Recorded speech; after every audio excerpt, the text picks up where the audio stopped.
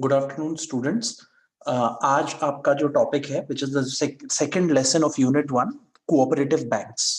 तो हम लोगों ने जो थोड़ी सी हिस्ट्री बैंक्स की पढ़ी है वो लास्ट सेमेस्टर में हमने डिटेल में पढ़ा था कि बैंकिंग इन इंडिया कैसे डेवलप हुआ, कैसे काम हुआ, what was the brief history of banking across the globe, किस तरह से बैंक्स एस्टैब्लिश हुए, उसके बाद इंडिया में किस तरह से बैंक्स ने वर्क किया। And then we studied presidency banks, 3 presidency banks बनाए गए, फिर उसके बाद उनको इंपीरियल बैंक बनाया गया which later on got converted at State Bank of India. उसके अलावा रिजर्व बैंक ऑफ इंडिया की एस्टेब्लिशमेंट के बारे में हमने पढ़ा। रिजर्व बैंक ऑफ इंडिया कैसे जो प्राइमरी रेगुलेटरी बॉडी है इस कंट्री में बैंकिंग ऑर्गेनाइजेशंस के लिए, वो हमने उसके बारे में समझने की कोशिश की, उसकी फंक्शनिंग, उसका बोर्ड। उसके अलावा हमने डिफरेंट टाइप्स ऑफ बैंक्स भी इंडिया में पढ़े जो अलग अलग तरीके का स्ट्रक्चर, अलग अलग तरीके की ऑर्गेनाइजेशन, अलग अलग तरीके का मैनेजमेंट रखते हैं। तो वो भी हमने समझने की कोशिश करी, जिसमें हमने scheduled banks, non scheduled banks as per the capital,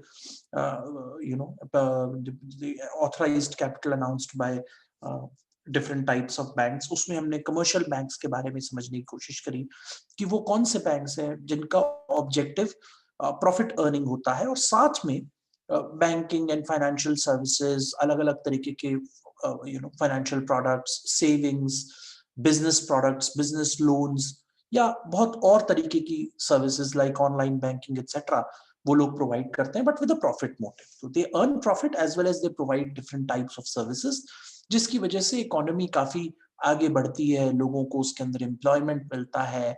banks बहुत सारी एंटरप्रेन्योरियल इनिशिएटिव्स को सपोर्ट करते हैं थ्रू देयर फाइनेंशियल फ्रेमवर्क, और उसके थ्रू कंट्री की जीडीपी बढ़ती है। तो ये कमर्शियल बैंकिंग का एक फ्रेमवर्क हमने पढ़ा था। उसके बाद हम लोग जब हम लोग nationalisation of banks last semester में पढ़ रहे थे, तब हमने देखा था कि सरकार ने 1968 से 1970-71 के बीच में करीब 17 से 18 बैंक्स को नेशनलाइज कर दिया, और स्टेट बैंक ऑफ इंडिया को पूरा फैलाया इस पूरी कंट्री के अंदर जहां तक पॉसिबल हो सकता था। हालांकि ये जो नेशनलाइज्ड बैंक्स थे सब कमर्शियल बैंक्स थे, but the objective of the government was to spread the banking framework across the country so that people are financially connected.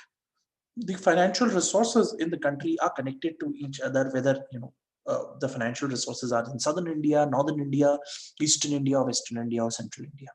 तो इस कनेक्टिविटी के लिए जो है उन्होंने कमर्शियल बैंक्स को नेशनलाइज किया, 19 कमर्शियल बैंक्स को, और कोशिश की कि लोगों तक पहुंचे। लेकिन हिंदुस्तान एक बहुत डाइवर्स कंट्री है। हिंदुस्तान एक ऐसा देश है जिसके अंदर केवल 4 या 5 जोन्स नहीं है, एज आई जस्ट सेड। इसके अंदर कुछ 29 या 28 स्टेट्स नहीं है, 26 स्टेट्स नहीं है, या कुछ 8 यूनियन टेरिटरीज नहीं है, बट उसके अंदर करीब 650 से लेकर 700 डिस्ट्रिक्ट्स हैं, और उसके अंदर लाखों गांव हैं, और जिसके अंदर जो है बिलियंस में पॉपुलेशन रहती है, करोड़ों में पॉपुलेशन जो है वो रूरल इंडिया में भी रहती है। तो बहुत सारे इंडिया के अंदर ज्योग्राफिकल सिचुएशंस हैं जो रिमोट एरियाज कहलाती हैं, हिली एंड माउंटेन एरियाज कहलाती हैं, rural and far rural areas कहलाते हैं। और जो हम लोगों को एक्सपोजर है सिटिंग इन दिल्ली, हम लोग जो अपने आसपास देखते हैं या आगरा में भी रह करके देखते हैं, तो वो ज्यादातर हम वो हिस्सा देखते हैं जो अर्बन या सेमी अर्बन एरिया होता है, या rural area which is connected to the urban area और सेमी अर्बन एरिया। जो रूरल एरियाज हैं, रिमोट एरियाज हैं, माउंटेन एरियाज हैं, इस तरीके की जगह, जैसे फॉर एग्जांपल मैं आप लोगों को बताऊं सिक्किम।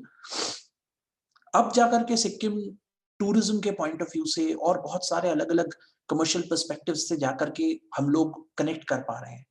आज से 30 साल 40 साल पहले Sikkim was not that well connected to the country। तो आप सोचिए उसकी वजह क्या हो सकती है। उसकी एक वजह फाइनेंस होती है। उसकी एक वजह ये होती है कि फाइनेंस उन जगहों तक ठीक से पहुंच नहीं पाया, या वहां का फाइनेंस इस कंट्री की फाइनेंशियल स्ट्रीम के साथ जुड़ नहीं पाया, जो मल्टी प्रोंग्ड स्ट्रेटजी के तहत एक दूसरे की हेल्प करती है। फाइनेंस क्यों जुड़ना जरूरी है?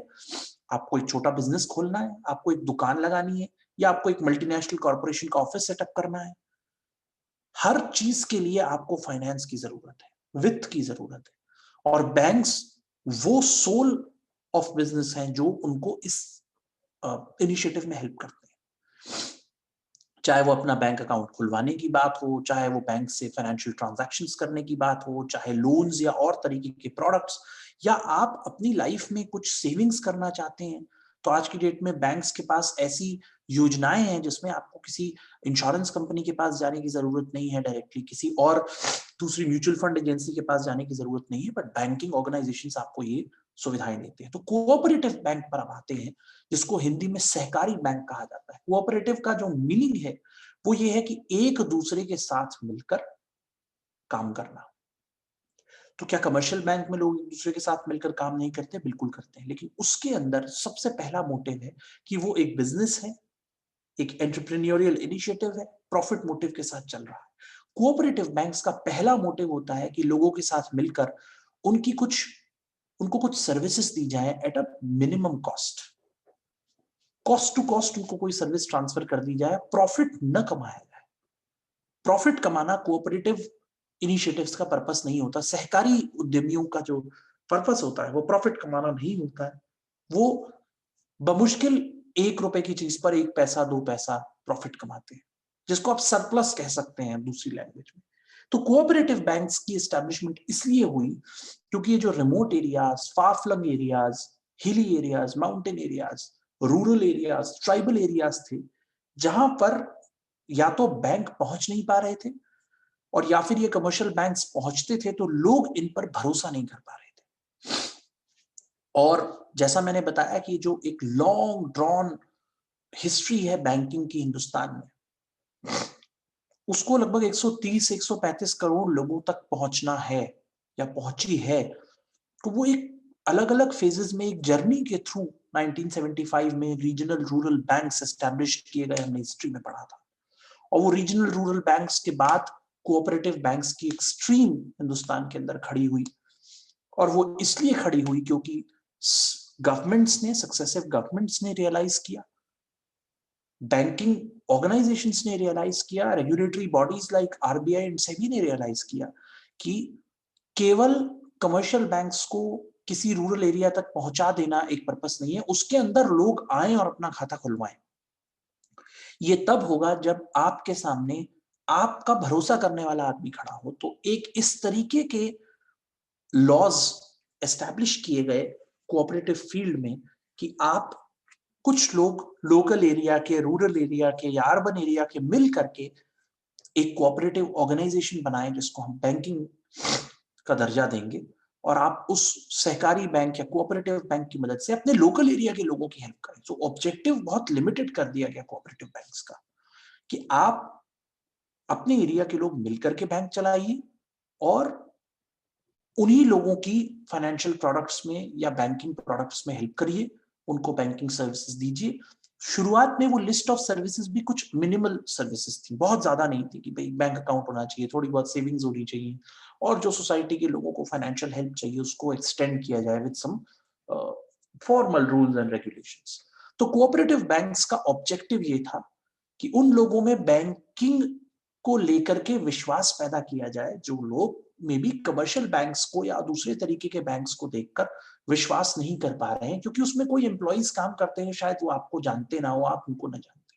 तो जब आप अपने में से खुद से लोगों को देखते हैं कि वो एक बैंक चला रहे हैं, तो वहां पर विश्वास पैदा होता है। तो कोऑपरेटिव बैंकिंग लोकल एरिया के लिए, चाहे वो अर्बन एरिया हो चाहे वो रूरल एरिया हो, लिमिटेड नंबर ऑफ पीपल के बीच में एक ऑब्जेक्टिव बनाया गया कि 50 लोग मिलकर के एक बैंक चलाएं, जिनमें से कुछ लोग उसके एम्प्लॉय बन जाए और बाकी लोग उसकी सेवाओं का लाभ उठाएं।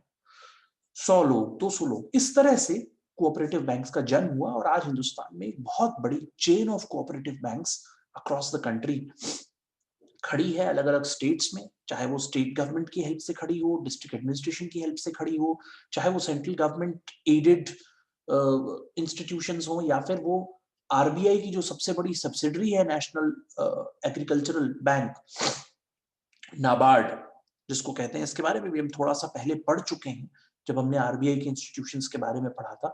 तो नाबार्ड की हेल्प से बहुत सारे इंस्टीट्यूशंस, जिनको आप सेंट्रल कोऑपरेटिव बैंक्स बोलते हैं या स्टेट कोऑपरेटिव बैंक्स बोलते हैं, नाबार्ड ने भी बहुत मदद की है इनको खड़ा करने में, क्योंकि एक एग्रीकल्चर जो है वो 75% लाइवलीहुड का तरीका है, रूरल इंडिया में, रूरल इंडिया का 75% population is dependent on agriculture.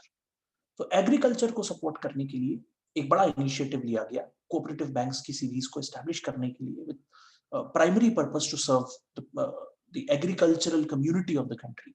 और हम सब जानते हैं कि एग्रीकल्चर कम्युनिटी को सपोर्ट करना कितना इंपॉर्टेंट है आज की डेट में। अगर कंट्री सेल्फ सस्टेन्ड मोड में जाना चाहता है, अपनी मतलब अपना खुद का बनाने का जो एक मेक इन इंडिया जैसे एक इनिशिएटिव है बहुत बड़ा भारत सरकार का, उसमें सबसे इंपॉर्टेंट है कि हम अपना खाना खुद पैदा करें, अपना भोजन खुद, खाद्यान्न खुद उत्पन्न करें और खुद उस पर काम करें। नहीं तो मेरे ख्याल से जो इन्फ्लेशन या जिसको महंगाई कहते हैं आप दूसरे टर्म्स में, वो इतनी बढ़ जाएगी जब आपको खाद्यान्न इंपोर्ट करना पड़ेगा। If you are suppose to import food grains, it will become very costly, and that would be the real test of inflation in this country.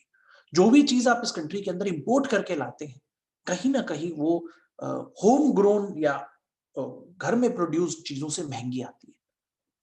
चाहे वो सरकारी टैक्स हो, चाहे वो ट्रांसपोर्टेशन का खर्चा हो, चाहे वो कॉस्ट ऑफ इंपोर्ट हो, चाहे वो कॉस्ट ऑफ मटेरियल हो, हर सूरत में वो महंगा हो जाता है। आप देखिए पेट्रोल और डीजल की कीमत इतनी महंगी क्यों है? क्योंकि वो जब हम सोर्स से लेकर के यहाँ तक आते हैं तो टैक्सेस वगैरह जोड़ करके, प्रोसेसिंग कॉस्ट जोड़ करके, इंपोर्ट कॉस्ट जोड़ करके बहुत महंगा हो जाता है। तो इसलिए जो है कहीं ना कहीं इस चीज को एग्रीकल्चर में ना आ पाए, ये चीज एग्रीकल्चर को पूरा सपोर्ट किया गया। और हमारे देश में हरित क्रांति हुई ना, आजादी के बाद ग्रीन रेवोल्यूशन एक बहुत बड़ा इनिशिएटिव हुआ।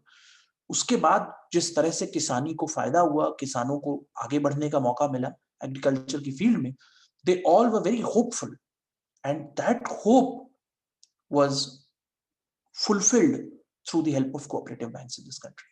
Because in rural areas, it was not possible initially to provide conviction to people that commercial banks can really help you. And commercial banks, in some sense, were also very costly. It was very difficult to maintain accounts with commercial banks. Even today, some of the commercial banks are very costly to maintain accounts, that you should have a minimum balance in your account, etc.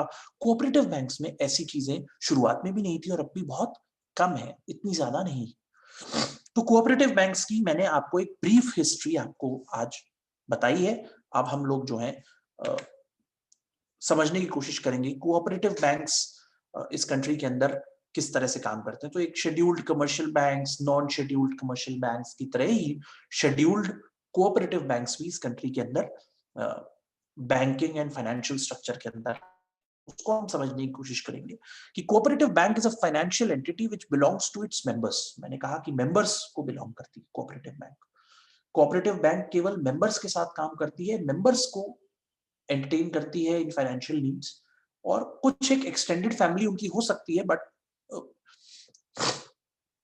Members पर ज्यादा focus है। जिन लोगों ने मिलकर के वो bank बनाया है, who are called members of the bank or maybe shareholders of the bank, उनके ऊपर फोकस करती है, who are at the same time the owners, customers and employees of the bank. Owners भी वो होते हैं, कस्टमर्स भी वही हो सकते हैं, और एम्प्लॉइज भी उसमें से कई लोग हो सकते हैं। Cooperative banks are often created by persons belonging to the same local or professional community or sharing a common interest. तो जो कोऑपरेटिव बैंक्स हैं वो उनका जो जिस तरह से उनका ऑर्गेनाइजेशन बना हुआ होता है वो इस तरह से बना हुआ होता है कि या तो वो किसी लोकल कम्युनिटी या किसी प्रोफेशनल कम्युनिटी को बिलोंग करते हैं, या फिर जिन लोगों के कॉमन इंटरेस्ट हो, एक तरीके के उद्देश्य हो, या एक तरीके का वो प्लेटफॉर्म शेयर करते हो, उनके लिए ये बैंक बनाया जाता है। मैं आप लोगों को एक बड़ा इंटरेस्टिंग अर्बन कोऑपरेटिव बैंक का एग्जांपल दूंगा आगरा में, जो मेरे सामने मैंने जिसको अभी भी मैं देख रहा हूँ। That was established in 1947, I think somewhere around 1947, जब हिंदुस्तान आजाद हुआ उसके बाद उसका गठन हुआ अर्बन कोऑपरेटिव बैंक का, under the act, cooperative societies act के अंडर उसको एस्टैब्लिश किया गया। इनिशियली वो एक कोऑपरेटिव क्रेडिट सोसाइटी थी, उसके बाद उसको कोऑपरेटिव बैंक का दर्जा मिला। तो उसका नाम है the Radhasoami urban cooperative bank, क्योंकि राधास्वामी फेथ के लोगों को बिलोंग करता था, क्योंकि उनका कॉमन इंटरेस्ट था, एक तरीके का ग्रुप था उनका, और उनसे बिलोंग करता था। और उस एरिया को, क्योंकि अर्बन एरिया की डेफिनेशन में सरकार ने रखा था उस दौरान, तो वहां पर एक बैंक बनाया गया 1947 में, और उसको अर्बन कोऑपरेटिव क्रेडिट सोसाइटी का दर्जा मिला। धीरे धीरे करके वो बैंक में कन्वर्ट हुआ। जब कोऑपरेटिव बैंक्स की डेफिनेशन आ गई और कोऑपरेटिव बैंक्स एस्टैब्लिश होने लगे कंट्री के अंदर, तो उसको बैंक बनाया गया। वो आज भी चल रहा है और बहुत सक्सेसफुली चल रहा है। तो और वहां पर जो लोकल कम्युनिटी है, पूरी की पूरी लोकल कम्युनिटी का अकाउंट उस बैंक के अंदर है, सबकी सैलरीज उस बैंक के अंदर आती हैं। और उसमें जब मैं लोकल कम्युनिटी की बात करता हूं, तो उस लोकल कम्युनिटी में हर तरीके के ट्रेड में काम करने वाले आदमी की सैलरी वहां पर आती है। चाहे वो कोई एक डेयरी के अंदर ग्वाले की तरह काम करने वाला आदमी हो, या फिर कोई एक जनरल मैनेजर जो वहां पर अपनी सेवाएं दे रहा है इन दी ऑनरेडी कैपेसिटी, जिसकी एक बेयर मिनिमम 500-1500 रुपए महीने की तनख्वाह आती है, जो सपोर्ट कर रहा है कम्युनिटी को as as one of the employees. उनकी भी तनख्वाह उस बैंक के अंदर आती है, और वो चाहे कितनी कम तनख्वाह या कितनी ज्यादा तनख्वाह वहां आती है। और बहुत सारे कम्युनिटी के मेंबर्स ने जो है उसके अंदर अपने अकाउंट्स को जो है ओपन किया है। Cooperative banks generally provide their members with a wide range of banking and financial services, loans, deposits, banking accounts, and some other services. आजकल NEFT और RTGS ट्रांसफर्स भी शुरू हो गए हैं बैंकिंग कोऑपरेटिव बैंक्स के अंदर, कि आप एक फॉर्म भर दीजिए। आपका अगर आप ऑनलाइन ट्रांसफर करना चाहते हैं, rather than giving a cheque और समथिंग, आप ऑनलाइन किसी को पेमेंट करना चाहते हैं, तो आप फॉर्म भर के दे दीजिए। NEFT या RTGS जो 2 तरीके हैं पैसे ट्रांसफर करने के, तो ये भी एक सुविधा जो है जैसे कमर्शियल बैंक्स में है, वैसे आपके में मिल जाती है। They are registered under the cooperative societies act 1912। Cooperative societies act Hindustan में 1912 का पहले से बना हुआ है, और banking regulation act 1949, banking laws cooperative societies act 1965, ये वो एक्ट था जिसने इस देश में कोऑपरेटिव बैंक्स को जन्म दिया।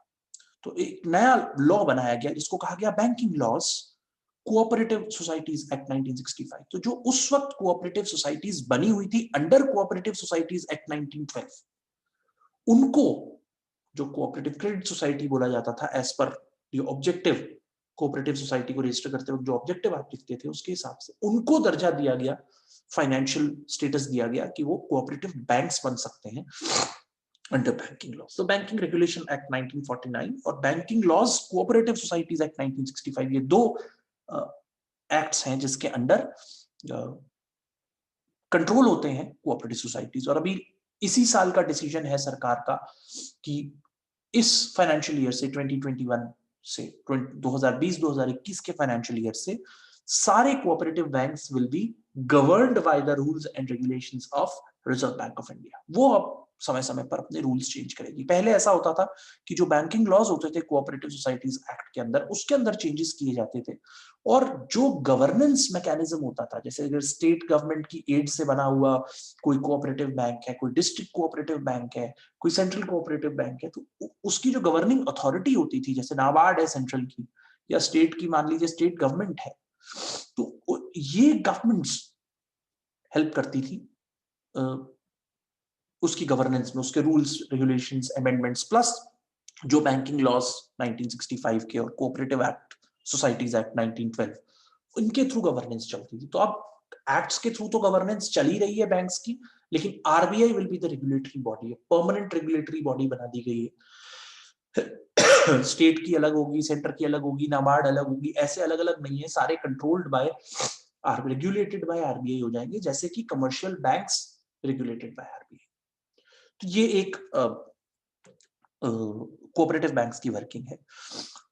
जो सबसे पहला कोऑपरेटिव बैंक, जो earliest known cooperative bank Hindustan में जाना जाता है, जिसको कोऑपरेटिव क्रेडिट यूनियन उस वक्त कहा जाता था, क्योंकि 1912 में एक्ट बना, उससे पहले एक अन्योन्य सहकारी मंडली करके एक कोऑपरेटिव क्रेडिट यूनियन बनाई गई थी in the province of Baroda. उस वक्त बड़ौदा एक प्रोविंस या राज्य होता था गुजरात के अंदर 1889 में। ये सबसे पहला ऐसा माना जाता है कि जो नोन मेमोरी है वो जानी जाती है, उसमें पहली कोऑपरेटिव सोसाइटी अन्योन्य सहकारी मंडली बनाई गई। इससे पहले भी हो सकती होंगी, लेकिन वो फॉर्मलाइज नहीं थी, स्ट्रक्चर्ड नहीं थी। This was structured. और इसके बाद कुछ ऐसी और क्रेडिट यूनियंस बनी, कोऑपरेटिव क्रेडिट यूनियंस, जिसके बाद अंग्रेजों के वक्त में हिंदुस्तान में ब्रिटिश राज के दौरान 1912 में ये कोऑपरेटिव सोसाइटीज एक्ट बनाया गया 1912, और उसके तहत फिर कोऑपरेटिव सोसाइटीज को कोऑपरेटिव क्रेडिट सोसाइटीज वगैरह एनरोल होने लगी। अलग अलग पर्पसेस से कोऑपरेटिव सोसाइटीज बनती थी। कोऑपरेटिव क्रेडिट सोसाइटी या financial society was just one part of the cooperative societies act. ये एक बड़ा इंटरेस्टिंग डायग्राम है जो रिजर्व बैंक ऑफ इंडिया की स्टडीज से निकल करके आता है। इसको अगर हम लोग ध्यान से देखें तो bye asset size what is the structure of cooperatives in the country, इस कंट्री के अंदर जितनी कोऑपरेटिव सोसाइटीज हैं उनका क्या स्टेटस है। ये रिजर्व बैंक की एक रिपोर्ट है, उसमें से हमने इसको निकालने की कोशिश की है। तो अगर आप इस पूरी कंट्री के अंदर जितने भी कोऑपरेटिव्स को देखेंगे तो उनकी करीब जो स्ट्रेंथ है वो है करीब 97,792, ये उनकी ओवरऑल स्ट्रेंथ है, जिसमें से अर्बन कोऑपरेटिव सोसाइटीज या अर्बन कोऑपरेटिव्स जो हैं वो लगभग 1500 हैं और 96,000 जो हैं वो रूरल कोऑपरेटिव्स हैं। ये एक ओवरऑल अगर आप 100 मान करके चलें, एसेट साइज इसका जो है वो इस तरह से बटा हुआ है कि लगभग 96,000 करोड़ रूरल कोऑपरेटिव्स के पास है और अर्बन कोऑपरेटिव्स के पास लगभग 1544 करोड़ है। टोटल जो कोऑपरेटिव्स का एसेट साइज है वो है 97,000 करोड़ रुपए, और ये लगभग मार्च 2019 के आसपास का ओवरऑल डेटा है। 35% हिंदुस्तान के अंदर अर्बन कोऑपरेटिव्स हैं और 64% या 65% आप कह सकते हैं प्रिसाइसली जो रूरल कोऑपरेटिव्स हैं। अब एक सवाल उठ सकता है कि केवल 1500 करोड़ है अर्बन कोऑपरेटिव्स की एसेट साइज, मतलब कितना पैसा उनके पास है, और रूरल कोऑपरेटिव्स के पास 96,000 करोड़, तो ऐसा क्यों है? एक तो देखिए साइज में डिफरेंस है, 65% रूरल कोऑपरेटिव्स हैं टोटल कोऑपरेटिव्स में और केवल 35% अर्बन कोऑपरेटिव्स। एक इससे बड़ी वजह यह है कि जो अर्बन कोऑपरेटिव्स हैं वहां पर ऑलरेडी कमर्शियल बैंक्स पॉपुलर हैं, लिटरेसी रेट्स पहले से हाई रहे हैं और लोगों के पहले से कई लोगों के बैंक अकाउंट्स दूसरे बैंक्स में रहे हैं बिकॉज ऑफ द सैलरी और सम अदर पर्पसेस, या फिर बिजनेसेस हैं तो बिजनेस के अकाउंट्स हैं। इसकी वजह से उनकी फैमिली के मेंबर्स भी कमर्शियल बैंक्स में अपने अकाउंट्स खोलने में हिचकिचाते नहीं। रूरल एरियाज में द सिचुएशन इज डिफरेंट। शुरुआत से लिटरेसी लेवल्स पहले लो रहे, धीरे धीरे करके बढ़े, जब तक बढ़े तब तक रूरल कोऑपरेटिव्स एस्टैब्लिश हुए, उन्होंने मेंबर्स बनाए। तो मेरे खुद के लोगों में मैंने अकाउंट खोलना ज्यादा सेफ समझा compare to opening an account in the urban cooperative. तो इसलिए अर्बन कोऑपरेटिव्स में जो डिपॉजिट्स हैं या एसेट साइज है वो लो है despite having 35% presence in the country.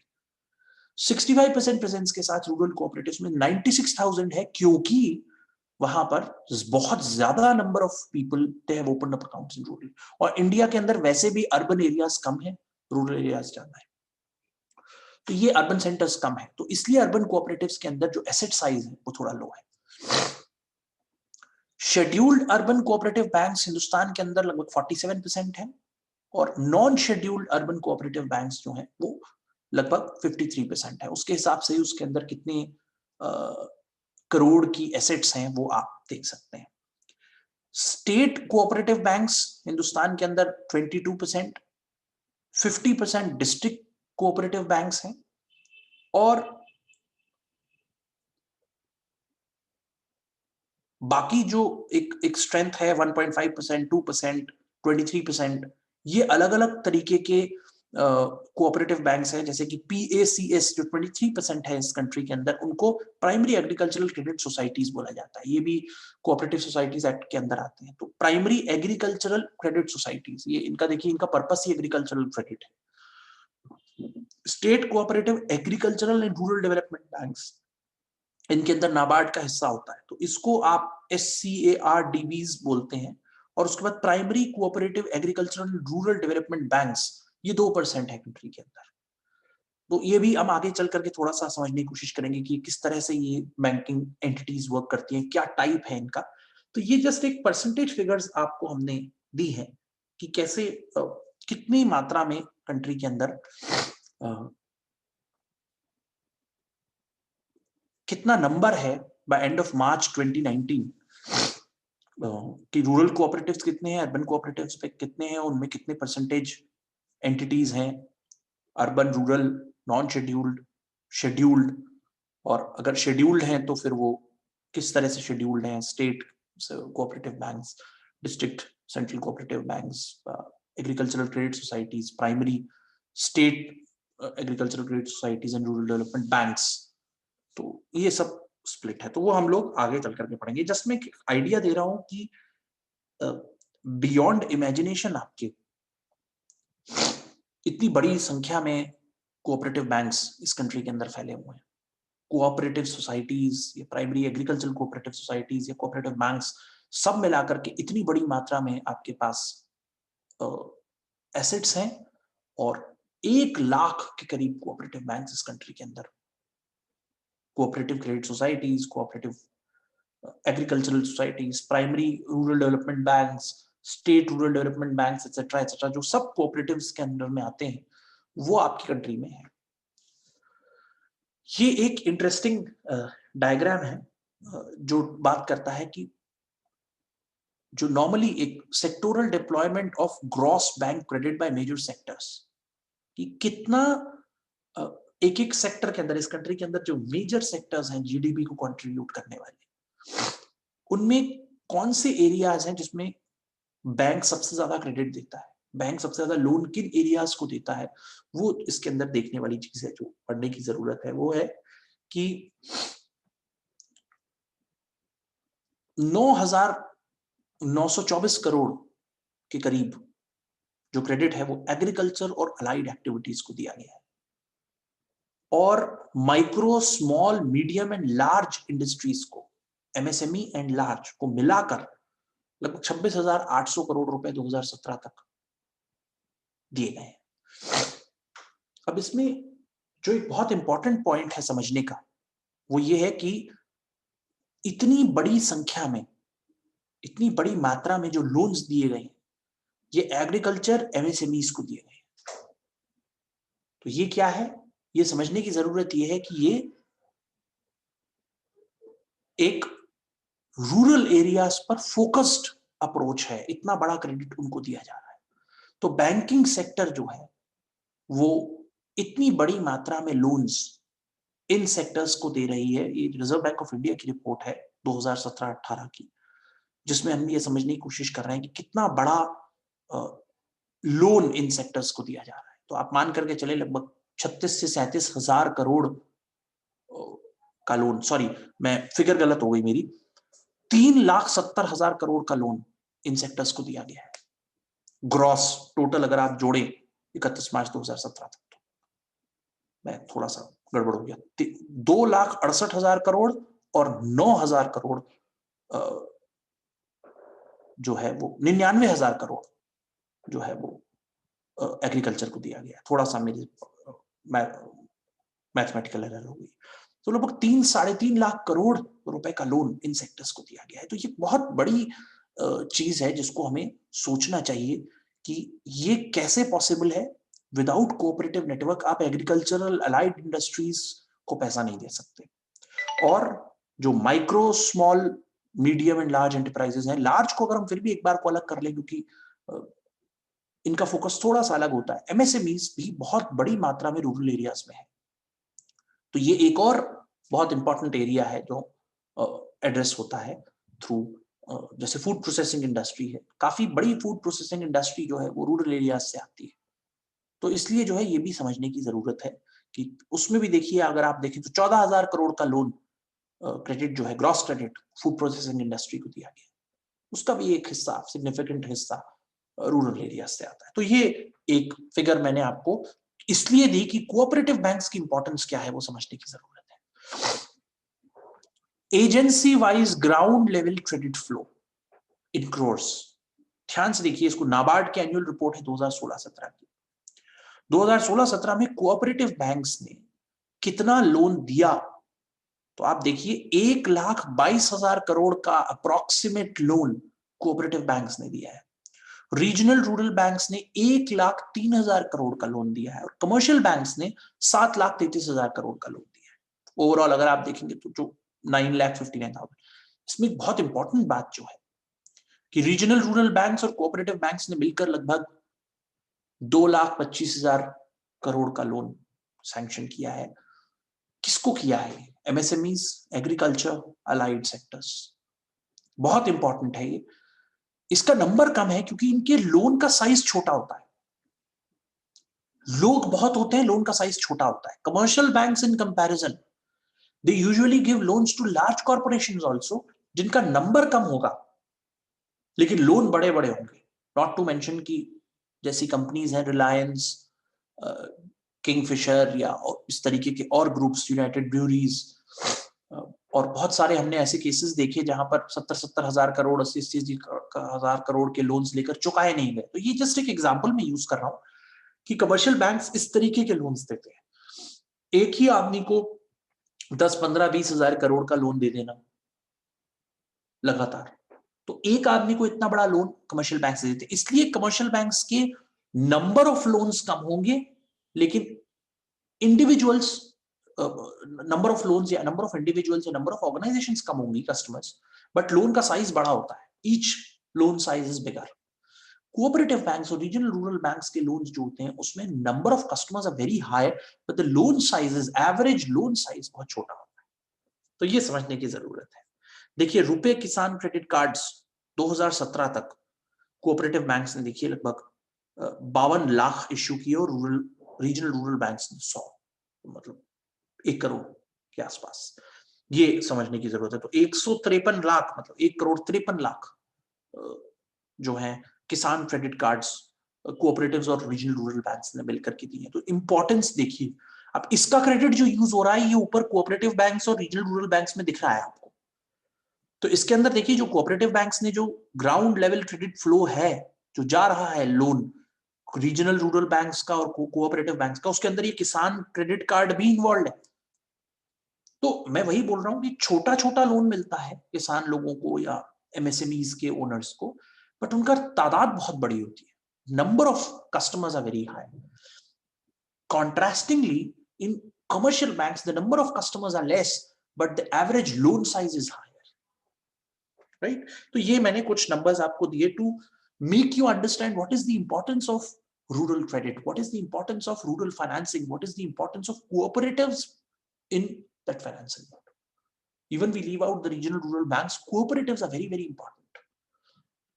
Their customer base is very important because those people do not go beyond cooperatives for their financing needs. Even if they want to open a small savings account or a fixed deposit, they want to do it in the cooperative bank. So that's the strength of the cooperative banks in this country. That's the strength of this country, that even a small farmer or a small labor has been able to open an account in the cooperative banks. That's the strength. And that's why, for better governance, for good regulatory control, the regulatory control has been transferred to Reserve Bank of India in place of state, central bank, state governments or central governments, or NABARD, which was earlier the governing authorities. They may remain the owners of those banks. They have aided the bank with some money. They may remain owners or co-owners or part owners of that bank, cooperative bank, but the governing control comes down to Reserve Bank of India. It is just like a commercial bank. It's like, for example, State Bank of India, which is primarily owned by a government of India. But who controls it? Regulatorily, it is controlled by Reserve Bank of India. Reserve Bank of India tells the banks what to do, what not to do. So, though there are two regulations, but those two regulations, they empower Reserve Bank of India to take decisions on the banking framework. So that's why I've shown you these figures. ये बहुत important figures है। अब देखिए cooperative और commercial bank में क्या क्या फर्क है। कोऑपरेटिव बैंक के अंदर फेडरल स्ट्रक्चर होता है, फेडरल स्ट्रक्चर होता है, और जो कमर्शियल बैंक्स हैं वो एक ब्रांच बैंकिंग नेटवर्क के थ्रू काम करती है। फेडरल स्ट्रक्चर कैसे होता है कोऑपरेटिव बैंक्स में कि स्टेट लेवल कोऑपरेटिव बैंक्स होते हैं, rural urban cooperative credit societies होती हैं, विलेज लेवल पे जो प्राइमरी कोऑपरेटिव क्रेडिट सोसाइटीज होती हैं जो सपोर्ट करती हैं स्टेट कोऑपरेटिव बैंक्स को। तो विलेजेस से लेकर स्टेट कोऑपरेटिव बैंक्स तक का एक स्ट्रक्चर, फेडरल स्ट्रक्चर, खुला हुआ स्ट्रक्चर बना हुआ है, संघीय ढांचा, जो हेल्प करता है कि अगर विलेज में किसी को नीड है तो वहां पर एक क्रेडिट सोसाइटी है which is aided by state cooperative banks. तो बैंक अलग है और क्रेडिट सोसाइटी अलग है, बट ये लिंक्ड है एक दूसरे से। कमर्शियल बैंक्स जो है वो ब्रांच बैंकिंग नेटवर्क से काम करते हैं कि ठीक है, मेरी कंट्री के अंदर जैसे for example state Bank of India, पिछली बार हमने पढ़ा कि भी उनकी 65-70,000 ब्रांचेस हैं अक्रॉस द कंट्री। उन्होंने जोनल ऑफिसेस बना रखे हैं कि भाई ईस्ट में एक जोन बना दिया, नॉर्थ में एक जोन बना दिया, वेस्ट, साउथ, सेंट्रल, ऐसे जोन्स बना दिए। उनके अंदर आपने स्प्लिट कर दिया छोटे छोटे इंपॉर्टेंट सब जोनल ऑफिसेस को, और उसके थ्रू उनके अंडर आने वाली ब्रांचेस को आप कंट्रोल करते हैं। तो that's what is commercial banks network. Cooperative banks are generally concentrating on rural credit and provide credit facilities to agricultural and rural activities and trades. बहुत क्लियर है कि जो मेजर सोर्स ऑफ इनकम है rural areas में वो agriculture and allied activities है। बहुत कम ऐसी एक्टिविटीज हैं जो नॉट सो नॉर्मल है वहां पर, जो एग्रीकल्चर या उससे अलाइड सेक्टर से अलग एक्टिविटीज है। एमएसएमईज भी बहुत सारे जो हैं एग्रीकल्चर या उससे रिलेटेड एरियाज में काम करने की कोशिश करते हैं। तो जो रूरल एरियाज है उसकी क्रेडिट भी जो है वो फ्लो करती है एग्रीकल्चरल एंड रूरल एक्टिविटीज पर। एक बहुत अच्छी इंपॉर्टेंट बात जो है, जैसे डेयरी, जो गौशाला वगैरह होती है, लोग कुछ गाय रखते हैं, कैटल रखते हैं, उससे दूध निकालते हैं, और कई लोग वहीं पर लोकली जैसे गुड़ बनाना, जो ये गन्ने के खेत होते हैं उसके किसान गुड़ भी बनाते हैं और उसको कमर्शियल मार्केट में बेचते हैं। तो ये सारी एक्टिविटीज जो है एग्रीकल्चर एंड अलाइड एक्टिविटीज है।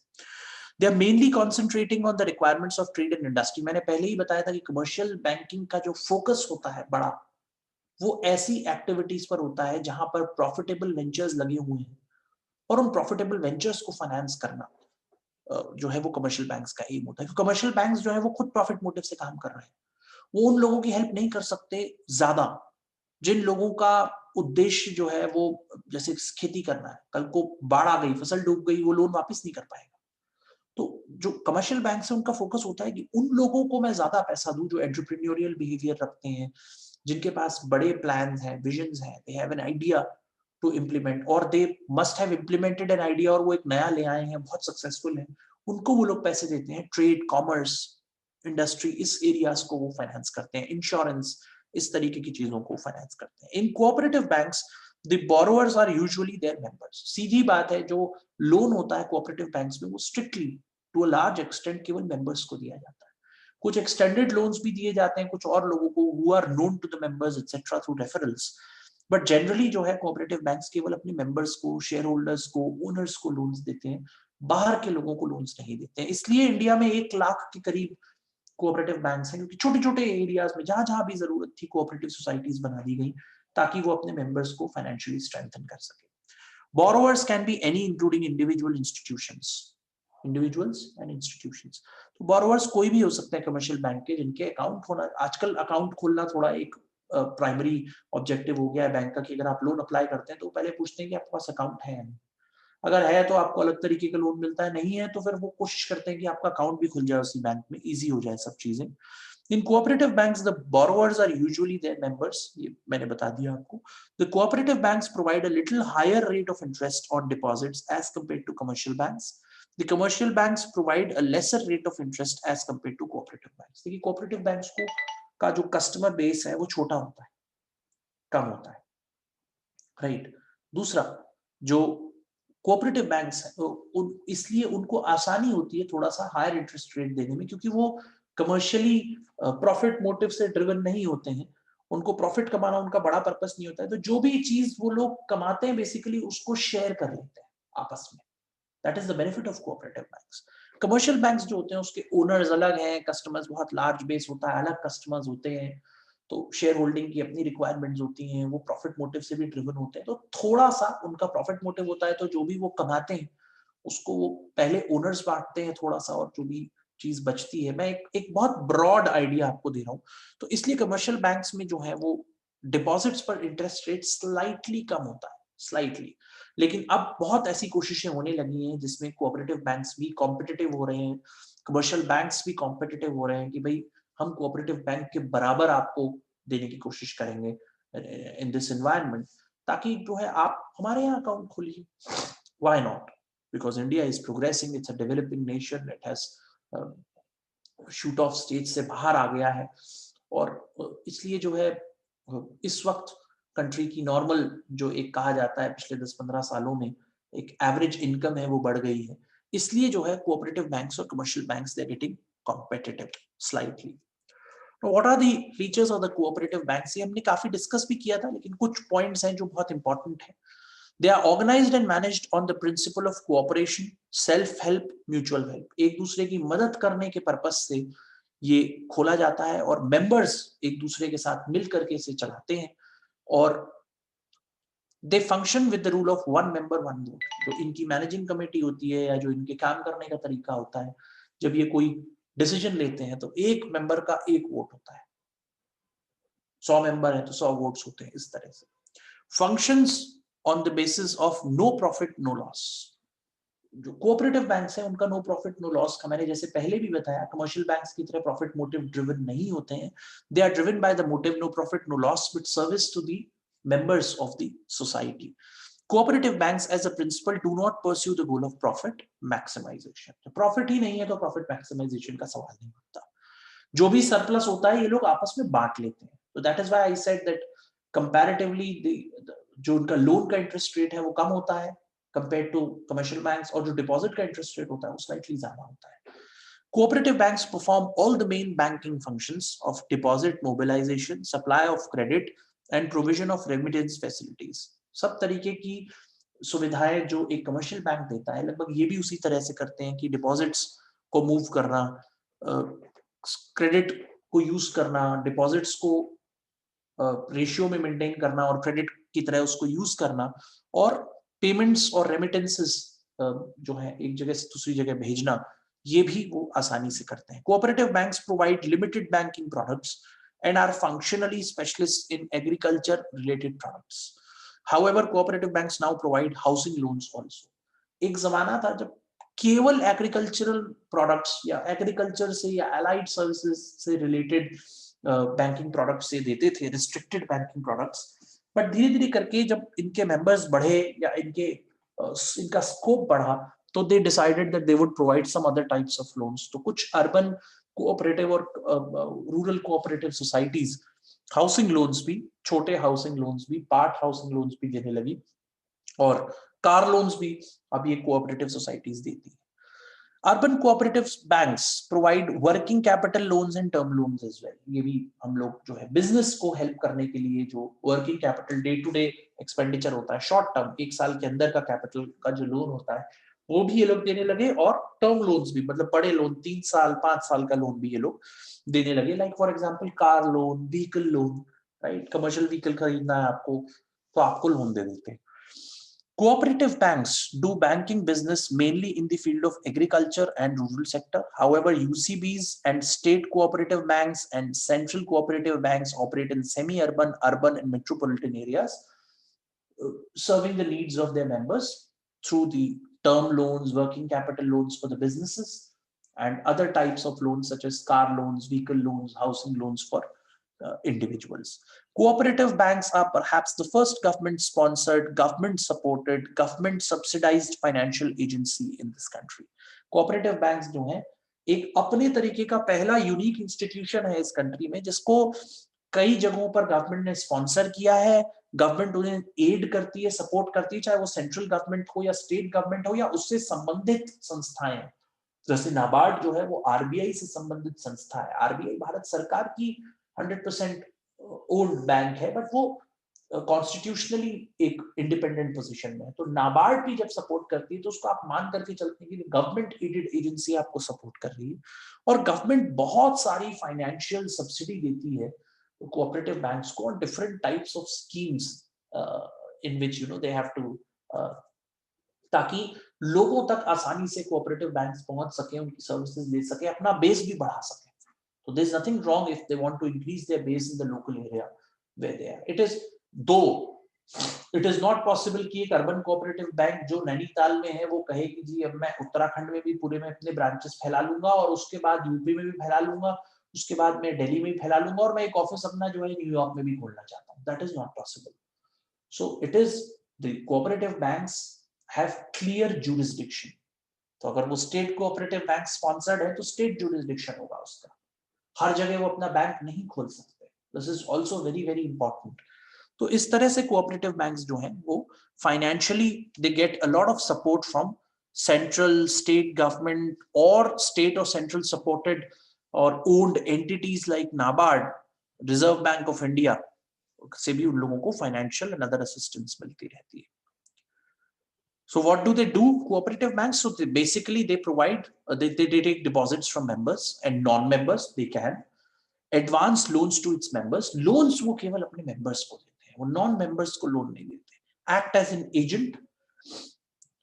Agent का मतलब आप cooperative bank के customer हैं, आपके बैंक में कोई, आपने किसी को चेक दिया जो किसी दूसरे बैंक का था, वो चेक डिपॉजिट कराया आपने, तो वो क्लियरिंग करने के लिए आपके बिहाफ पर जाएंगे दूसरे बैंक के पास, उनसे क्लियर कराएंगे. किसी बैंक अकाउंट से आपके बैंक अकाउंट में नेफ्ट ट्रांसफर करवाना है आपको, तो ये सारी चीजें जो हैं कोऑपरेटिव बैंक्स करते हैं. Collecting bills, accepting them and endorsing them for the members including cheques, providing safe custody to the valuables of members. बहुत सारे कोऑपरेटिव बैंक्स हैं रूरल एरियाज में, अर्बन एरियाज में, जिनके पास लॉकर्स भी हैं. Other facilities as may be applicable provided by the commercial banks. बहुत सारी और फैसिलिटीज, जैसे मैंने आपको नेफ्ट ट्रांसफर बताया और एसएमएस भी भेजते हैं वो लोग, इस तरीके की बहुत सारी चीजें. कुछ कोऑपरेटिव बैंक्स ने ऑनलाइन बैंकिंग की सुविधा भी दे दी है, खासतौर पे अर्बन कोऑपरेटिव बैंकिंग एरियाज में, जहां पर लोग ज्यादा लिटरेट होते हैं या इन चीजों को लेकर के ज्यादा अवेयरनेस होती है, उनको ऑनलाइन बैंकिंग की भी सुविधा दे दी गई है. So it is all at the expense of the bank, but again the purpose is not to exploit the profit motive. The motive always remains no profit, no loss.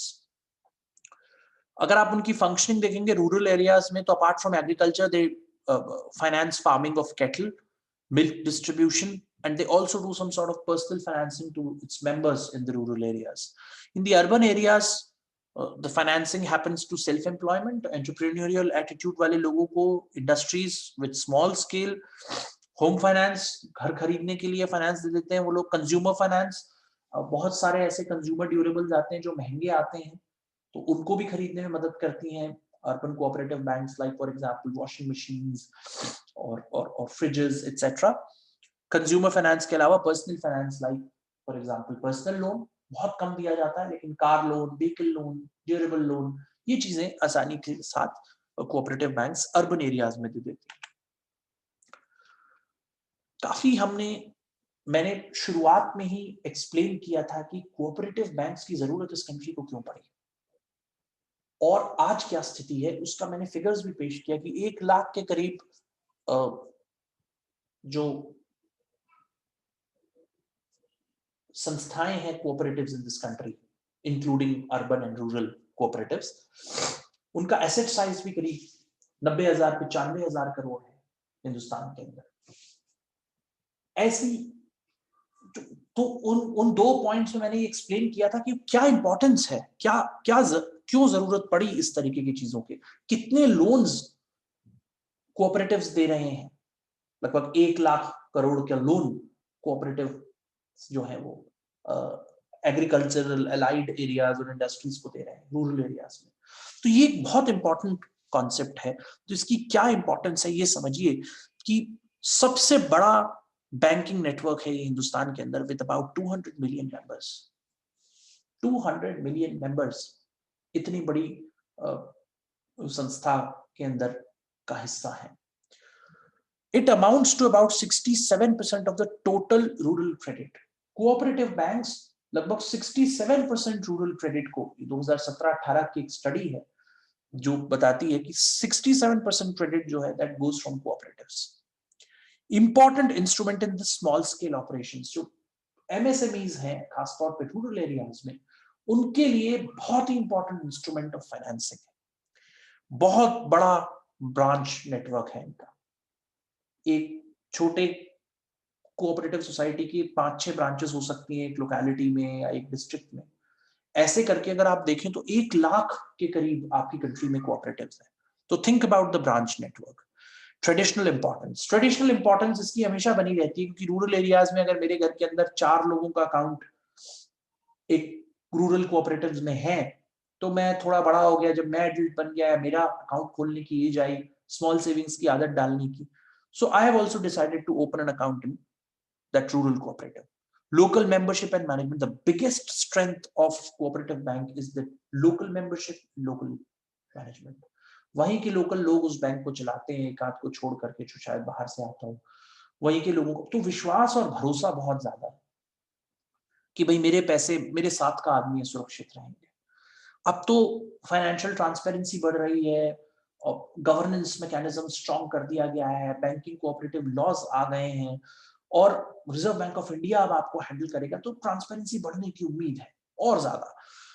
Implementation of flagship schemes like Jan Dhan योजना, आयुष्मान भारत, इस तरीके की योजनाओं में भी जो है central government ने और स्टेट गवर्नमेंट से ध्यान रखा है कि किसी भी तरीके से लोगों को ऐसा ना हो कि भाई ये अकाउंट कोऑपरेटिव बैंक में तो हम आपको इस योजना में समर्थन नहीं दे सकते, आपको जो है आप मनरेगा के अंदर अगर आपको लेबर कॉस्ट का पेमेंट होना है तो कोऑपरेटिव अकाउंट में भी होगा, पोस्टल अकाउंट में भी होगा.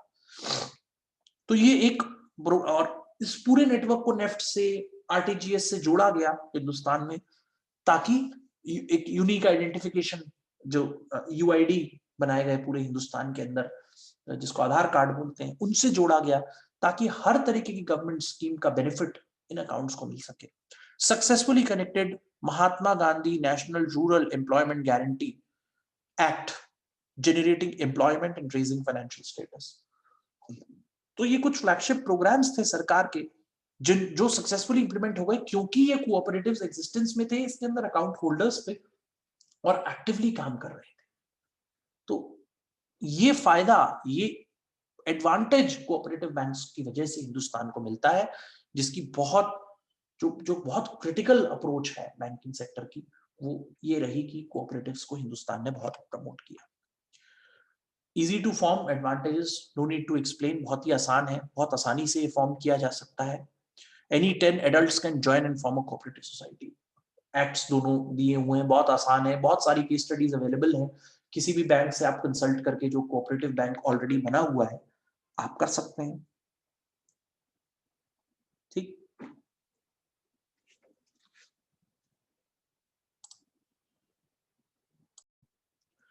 तो ये जो है नो ऑब्स्ट्रक्शन फॉर मेंबरशिप. एक देखिए, कोई ऑब्स्ट्रक्शन नहीं होता है, लोकेलिटी केवल देखा जाता है कि भाई आप उस लोकेलिटी में आते हैं, उस कम्युनिटी में आते हैं या उस ज्यूरिसडिक्शन में आते हैं, मतलब उस एरिया में आते हैं जिसमें वो सोसाइटी रजिस्टर हो रही है.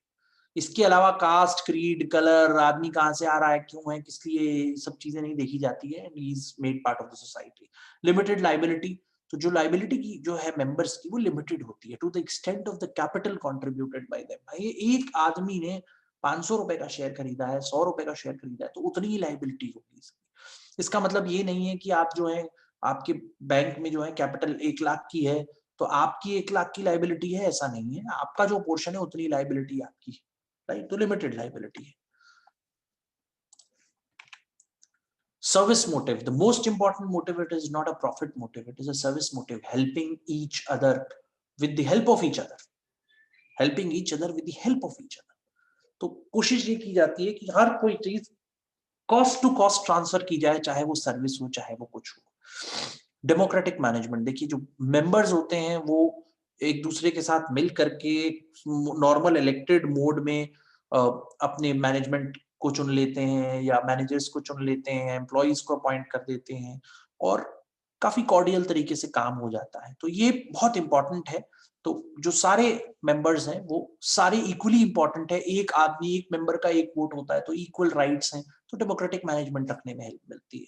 दूसरा, स्टेबिलिटी एंड कंटिन्यूटी. देखिए आप एक लोकल सोसाइटी के अंदर खुद बैठ करके मेंबर्स की मदद से एक ऑर्गेनाइजेशन चला रहे हैं, उसकी स्टेबिलिटी एंड कंटिन्यूटी बहुत होती है कंपेयर टू कि आप जो ओनर्स हैं उनको जानते ही नहीं है, आपका कोई लेना देना नहीं है उनसे, and still you are working for their objectives even if it is a profit motive. Tomorrow you can leave the organisation. But ये जो अर्बन और रूरल क्रेडिट सोसाइटीज हैं, इनकी ऑब्जेक्टिव ही एक दूसरे की मदद करना है, तो ये नोन लोग हैं, आपस में सब जानते हैं एक दूसरे को और काम कर रहे हैं. तो एक अलग ही एक ऑब्जेक्टिव होता है, एक अलग ही एनवायरनमेंट होता है, तो स्टेबिलिटी कंटिन्यूटी बहुत हाई होती है और आपका मोटिव भी सर्विस मोटिव है कि हम एक दूसरे की मदद करेंगे। तो काफी क्वालिटी होती है एनवायरनमेंट में एंड मैनेजमेंट में compare to a different commercial bank. Economic operations, जो लोकल सोसाइटी है उसको हर तरीके का जो आर्थिक सर्विस है, एक बेयर मिनिमम तो सबको मिल रही है। तो ये एक बहुत इंपॉर्टेंट चीज है कि इकोनॉमिक सर्विसेज आप प्रोवाइड कर रहे हैं, पेमेंट्स करवा सकते हैं, अकाउंट खुलवा सकते हैं, थोड़ी बहुत सेविंग्स भी हो जाएगी, you can connect to a commercial bank to provide bigger products as well. तो ये सारी चीजें। और स्टेट पेट्रोनेज का मतलब ये है कि आपको फाइनेंशियल असिस्टेंस, फाइनेंशियल एड या और तरीके का एडमिनिस्ट्रेटिव सपोर्ट, सब्सिडीज जो है सेंट्रल स्टेट गवर्नमेंट या सेंट्रल स्टेट गवर्नमेंट की एजेंसीज, आरबीआई, नाबार्ड की तरफ से हर तरीके का सपोर्ट और स्ट्रेंथ मिलती रहती है, जो सस्टेनेबल ग्रोथ के लिए बहुत इंपॉर्टेंट है। सस्टेनेबल ग्रोथ का मतलब ये है कि आगे भी ये इंस्टीट्यूशन ऐसे ही चलता रहेगा, अनिश्चित काल के लिए, इंडेफिनिट पीरियड तक ये ऐसा चले। ऐसा डेवलपमेंट, ऐसा growth is called sustainable growth. Growth is like कि हम 10 साल चलेंगे उसके बाद ये बंद हो जाएगा। That should not be the vision of any organisation. तो स्टेट पेट्रोनेज की वजह से आपको ये भरोसा रहता है कि यार ये इंस्टीट्यूशन सपोर्टेड या एडेड या स्पॉन्सर्ड या subsidised by the state government और सेंट्रल गवर्नमेंट और एन एजेंसी of theirs. तो फिर you have a confidence, a conviction that this will continue forever. And plus it's a local society, the members are the own members and they have a democratic management, there is a good environment. तो उन चीजों से stability बढ़ती है, patronage की वजह से confidence बढ़ता है लोगों का, and you enjoy the economic facilities provided by the bank. There are a lot of disadvantages as well. Limited resources, बहुत इंपॉर्टेंट ये है कि जब आप एक लोकल एरिया में कुछ मेंबर्स के साथ काम करना शुरू करते हैं तो आपकी कैपिटल बहुत कम होती है, आपकी मेंबरशिप छोटी होती है, आपकी लायबिलिटी भी लिमिटेड होती है, आप बहुत बड़े एरिया में काम नहीं कर सकते, तो रिसोर्सेज भी उस एरिया के बराबर के ही मिलेंगे आपको, चाहे वो एम्प्लॉइज हो, चाहे वो फाइनेंस हो। और उसी चीज को देखकर भी स्टेट सेंट्रल गवर्नमेंट आपको एड करेगी, सब्सिडाइज करेगी। Inefficient management, the very important fact is कि कई बार जो लोकल एरियाज में एम्प्लॉइज होते हैं, जो आपके मेंबर्स में से ही एम्प्लॉइज बनते हैं, वो ट्रेंड नहीं होते, दे नॉट स्किल्ड इनफ। तो ये चैलेंजेस भी आते हैं। तो ये डिसएडवांटेजेस हैं जो हमने यहाँ तक पढ़े हैं और समझे हैं। नेक्स्ट क्लास में हम लोग कंटिन्यू करेंगे डिसएडवांटेजेस को from lack of secrecy. Thank you.